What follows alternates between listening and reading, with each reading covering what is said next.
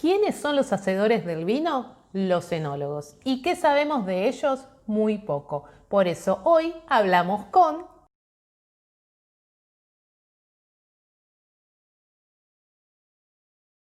Debería remitirme a mi niñez, porque mi padre como enólogo, y como se usaba en aquellas épocas, vivía en una bodega, y al vivir en una bodega, mi infancia transcurrió en una bodega, es decir, cuando yo iba a la escuela primaria, en la mañana iba al colegio y por las tardes me la pasaba deambulando por la bodega, intercambiaba y interactuaba con los obreros, con los operarios, me divertía andando en los camiones de la bodega, así es que para mí es algo que lo viví desde muy temprano.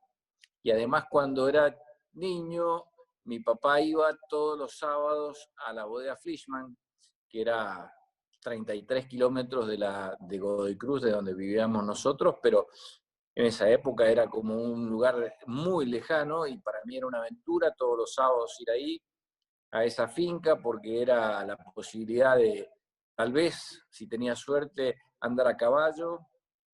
Los sábados, doña Paula, que era la esposa del encargado de la bodega, horneaba, entonces era comer pan casero, jamón casero, ¿viste? Todas esas cosas que de niño no se te olvidan más. O sea que para mí cuando me hablan de la vitivinicultura, me tengo que remontar a épocas muy tempranas.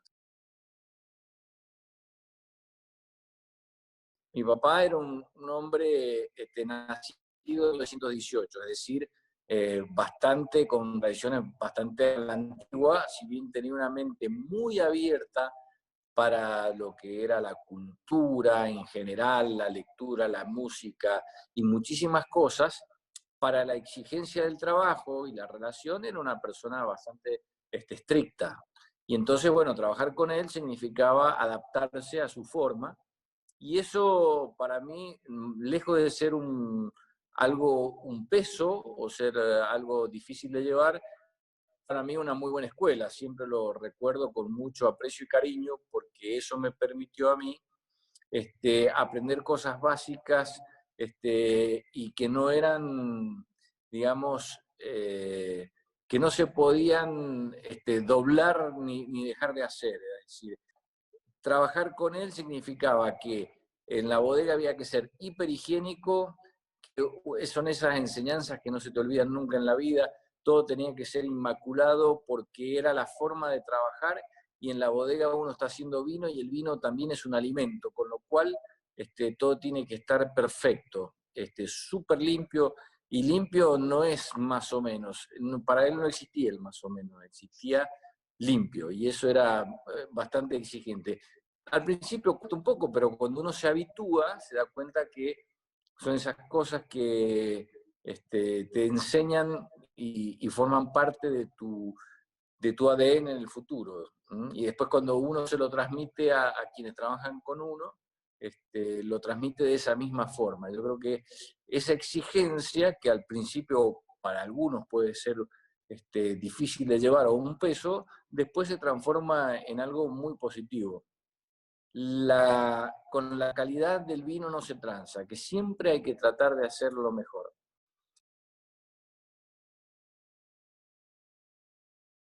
Creo que el desafío más grande es educar, pero dejarlo ser, y que cada uno pueda elegir lo que quiere hacer y ser. Tengo 4 hijos y de los 4 solo uno es el que sigue con la profesión, o sea que he sido invasivo, pero no tanto. Con él hemos compartido muchas cosas porque de niño hemos hecho algunas actividades juntos. Yo siempre lo llevé bastante al campo. A mí me gustaba hacer duro, ir a andar en moto al campo, fue conmigo desde chiquito. Y muchas actividades que hemos hecho juntos, bueno, después el tema del vino y la viticultura es algo que también lo compartimos y eso para mí es un placer enorme. Principalmente la familia, tu mujer y tus hijos, es lo que te empuja a seguir adelante, a seguir haciendo cosas y demás.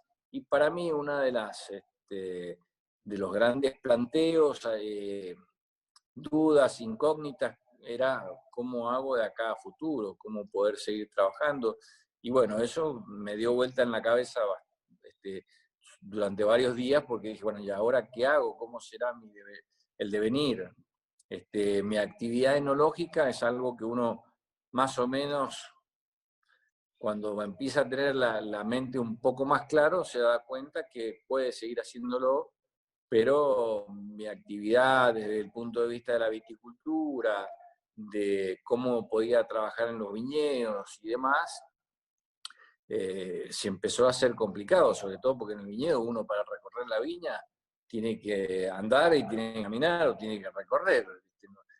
Recorrer un viñedo desde el auto es una cosa, y recorrer el viñedo caminando o andando por las hileras y demás es otra. Entonces, bueno, esa era mi preocupación más grande, ¿cómo lo haría? ¿Mm? A poder seguir trabajando. Y cuando estaba, yo estuve internado no sé cuántos días en Mendoza y después fui a hacer una rehabilitación a Fleni, en Escobar, en Buenos Aires, y cuando estaba en Escobar, bueno, yo ya empecé a ir al gimnasio, me fui recuperando, estuve 2 meses en Buenos Aires. Ellos me habían dicho que iba a estar por lo menos 4 meses, pero al final, por suerte, fueron solo 2.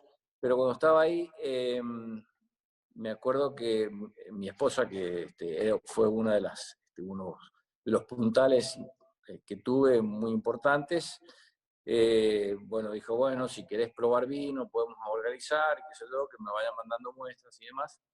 Entonces, obviamente en el hospital dijeron, imposible, ¿cómo un hospital va a traer vino, no? Bueno, no es un hospital cualquiera, es un centro de rehabilitación y tiene como, digamos, el objetivo principal rehabilitarse en todo sentido, rehabilitar en forma laboral también, en la reincorporación a la actividad. Y entonces, en ese caso, mi actividad, digo, es esta, bueno, los médicos tuvieron que acceder, entonces empezaron a llegar algunas muestras, y eso ocasionó algunos revuelos dentro del hospital, más que entre los médicos y enfermeros, era entre los pacientes y los que acompañaban a los pacientes, porque esos eran los primeros, digamos, en decir, bueno, si hay vino, empezar a participar un poco. Y siempre me acuerdo que había el suegro de uno de los pacientes, que era un muchacho de Mar del Plata, un Ironman, era un super gimnasta, que sé yo, por el tipo tuvo un accidente parecido al mío, en auto también, y el suegro iba siempre a visitarme y decía, bueno, él conseguía la picada y yo tenía que conseguir el vino. Era digamos, la premisa. Y siempre andaba con una botella de Pepsi de 1 litro, ¿viste? A la mitad. Y andaba con la botella de Pepsi, todos pensaban que llevaba Pepsi y llevaba vino en la botella, porque bueno, son de esas anécdotas del hospital. Pero bueno, lo conseguí rehabilitar ahí y después, bueno, volver a Mendoza y empezar a trabajar acá.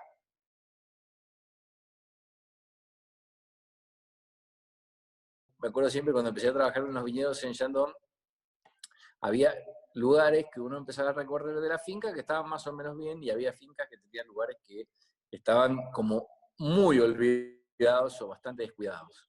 Entonces uno de los operarios un día le digo, pero esto acá, ¿cómo está? Mirá cómo se ve, esto tienen que arreglarlo acá, en un rincón, y recóndito por ahí. Y me dicen, bueno, ingeniero, lo que pasa es que desde el helicóptero no se ve. Le digo, ¿cómo el helicóptero no se ve?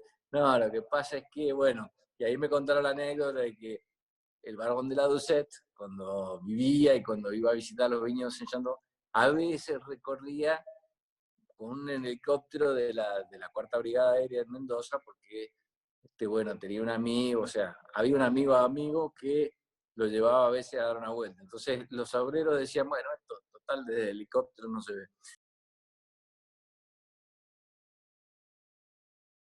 Las dos tienen grandes ventajas y desventajas. Cada uno tiene una parte muy linda y positiva y otra no tanto.